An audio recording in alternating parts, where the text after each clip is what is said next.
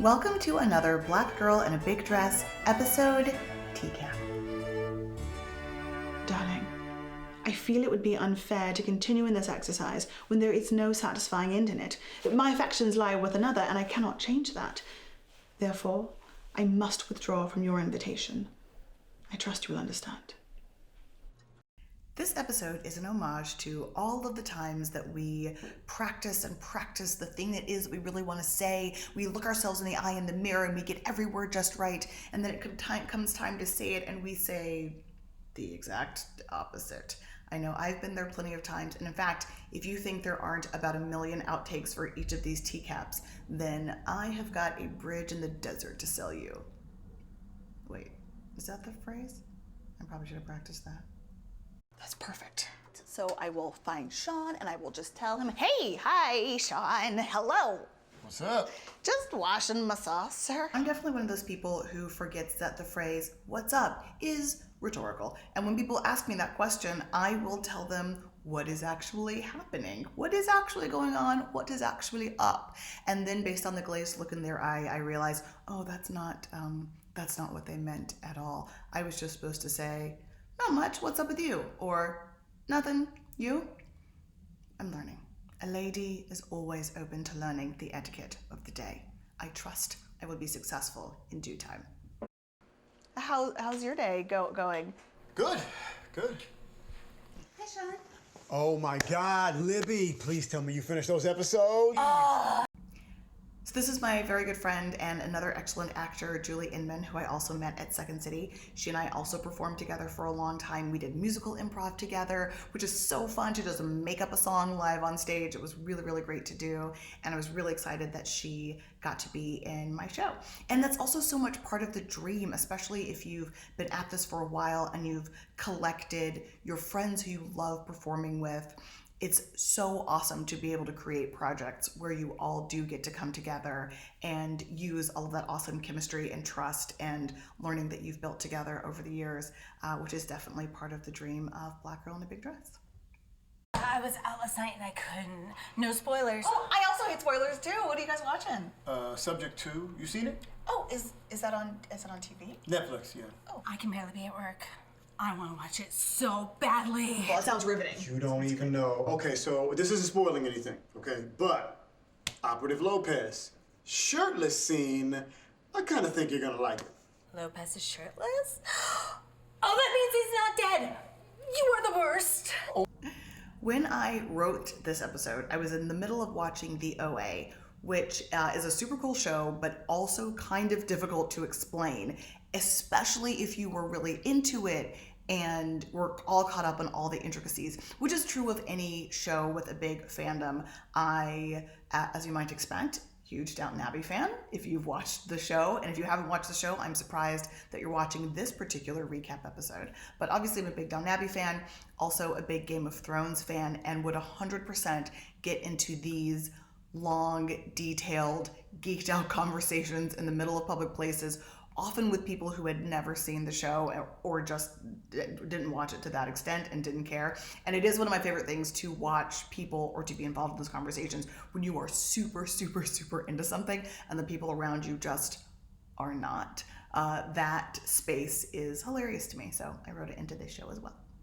Or am I the best? La la la la la la la la. Not another word. Just want to give a shout out to that salad that you see there. This was a practical working fridge in the office that we were able to shoot at. So everyone's stuff from the week, not our stuff, but the employees there, was just in there. And fortunately, we had a nice salad in there to use as a prop. No salads were harmed in the making of this moment. We simply handled it, put it back in, but just want to give that salad a shout out since it didn't know it was going to be on TV that day. I am not listening to you. Mm-hmm. Until you do. I just finished binge watching Crumpets Through Time with Richard Armitage. He's Cool. Unfortunately, Crumpets Through Time is not a real show, although Netflix, let's talk about it. Also super sorry for mispronouncing Richard Armitage. I was so nervous shooting this moment. I'm not even sure why. I think it was a combination of just trying to make the day and having my two friends there and really wanting to do right by them and really being worried that they were having a good time. And there are takes, I promise there are takes where I pronounced it correctly. This was not one of them, but I do think it actually plays into how nervous Adrian actually is in the moment, because I just was. And especially when you're playing with accents, my English accent, which is a ridiculous thing to say because there's 100,000 different accents in the whole of the United Kingdom, but the accents that I try to use are, they could use some work. Season 3, we're gonna get an accent coach. But it's tough and it's scary and it's really intimidating to try to get yourself around these other sounds.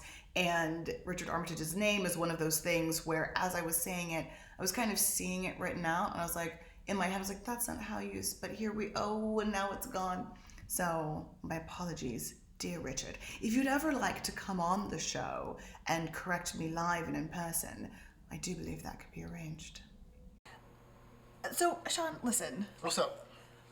Well, But one doesn't want to be too hasty. It is practically barbaric to deliver bad news before tea. did you watch the game last night? Oh my God, yeah. You watch it?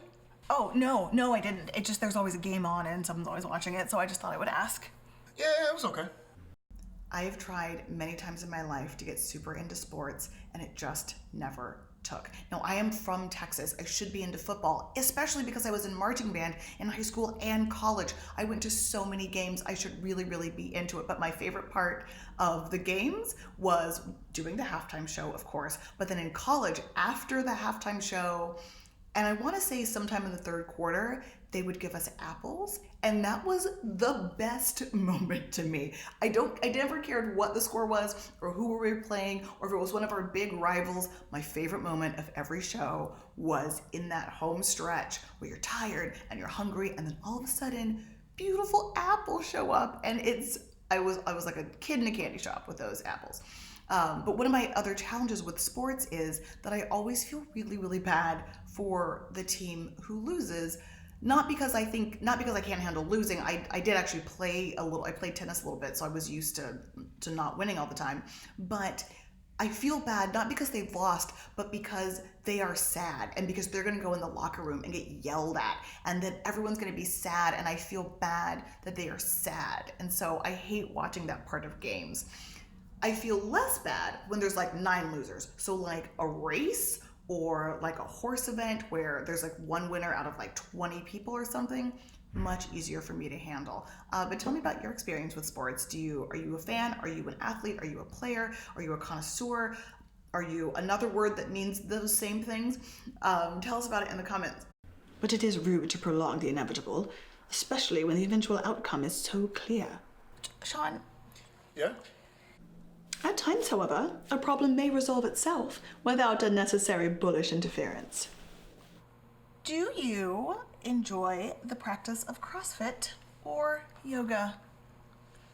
I run a bit, I guess. Oh, I actually trained for a marathon last year. Oh yeah? Yeah, it was more of like a half marathon really, or I guess more like a 5K for cheer. I joined a gym. I went to the gym once.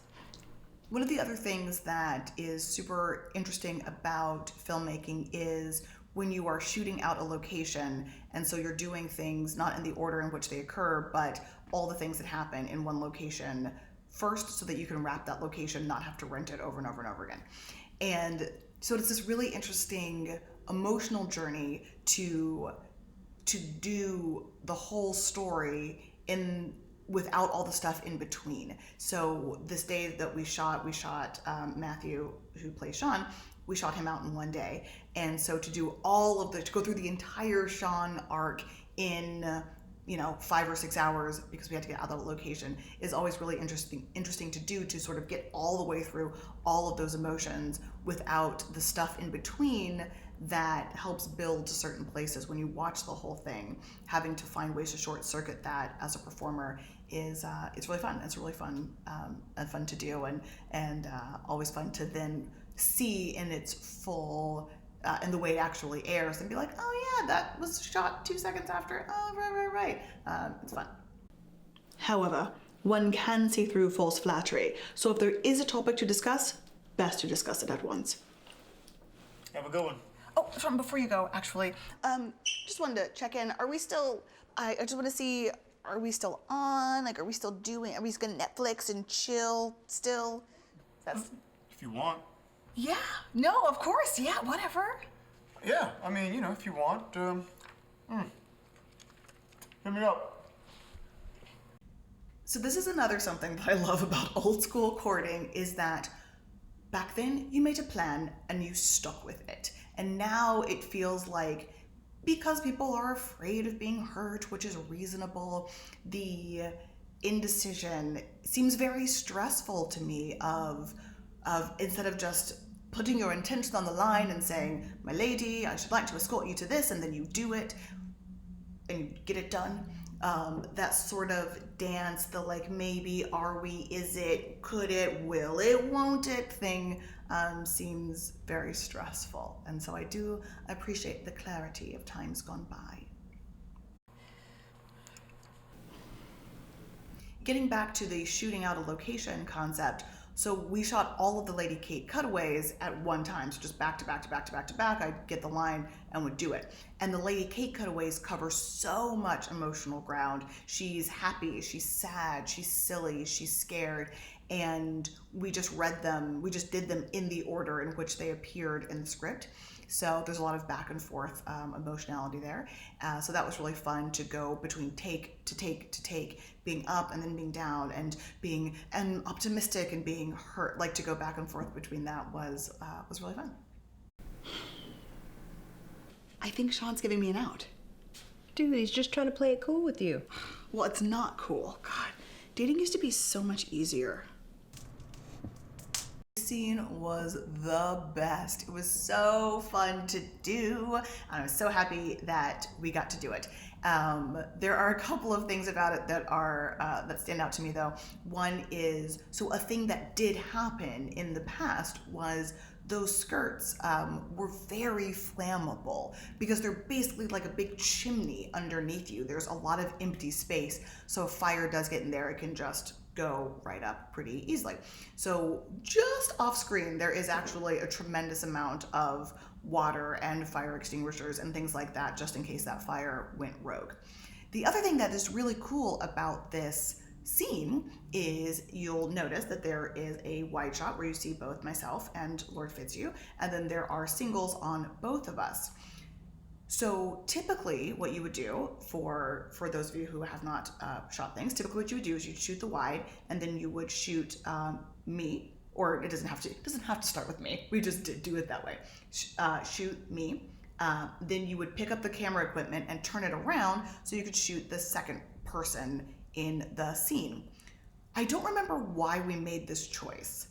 I don't actually remember why we made this choice, but we didn't actually pick up the camera equipment and turn it around to shoot Ryan. We left the camera equipment, just moved Ryan, and then flipped. I feel like we flipped it in camera as well. We didn't shoot it and then flip it. I think we flipped it in camera. I don't remember why we did it, but I think the effect is really, really cool, and it allowed us to not have to move as much equipment because you also then have to move the lights and the sandbags and the flags and the barn doors and all the stuff that are affecting the lights, which is time consuming to do, and then you also run the risk of not quite getting everything set up exactly the way it was. So we could leave the lights where they were. That's why we did it. So we could leave the lights where we were, just move Ryan, which is easier, flip it in camera, and then it looks like we shot it in the traditional way, and it looks like it doesn't look like Ryan is sitting where I was sitting, which is super cool, and one of the fun filmmaking tricks that you get to learn when you start filmmaking. Darling. Yes, Roger. I do believe we are in love. Pray, what makes you say that, sir? I have seen you no fewer than 5 times this annum. We've played cards together more than once, taken a turn about the rose garden, and after all of that, I still desire to see your face. This is the most passionate moment I've ever experienced in my entire life. I fear I shall faint dead away. Then it is settled. We shall be married as soon as the weather permits. Splendid.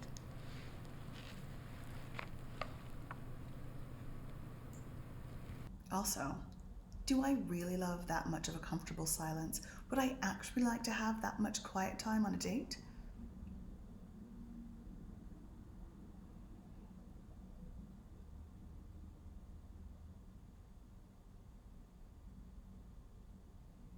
Yes, I believe I would. Just go out with him. You might like him. No, I don't like him. I can't even talk to him. You ain't gotta talk to him. Just get the D. One of the things I love about the differences between Adrian and cousin Liz is that Liz is ultimately so practical. Her attitude toward dating isn't about, getting what's hers and leaving the rest and forget everybody else. It's just a practical approach to dating in these times in which we live. She's not romantic about it. She's not angry about it. She's just getting through it. And I think that's a cool difference between the two characters. I cannot. I can't do that. Just lay back and relax. Oh, you mean like lie back and think of England? Sure. Well, I can do that.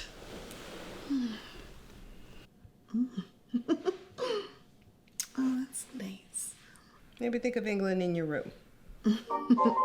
This was an amazing improvised line from Tiffany. It was not in the script. I was just laying there moaning, doing my thing, and then she came in with that line, and it was wonderful. So thank you, Tiffany, for your wonderfulness, and I can't wait to show you guys all the rest of the wonderfulness in season 2. Thank you so much for watching another Black Girl in a Big Dress episode TCAT. We will see you next time.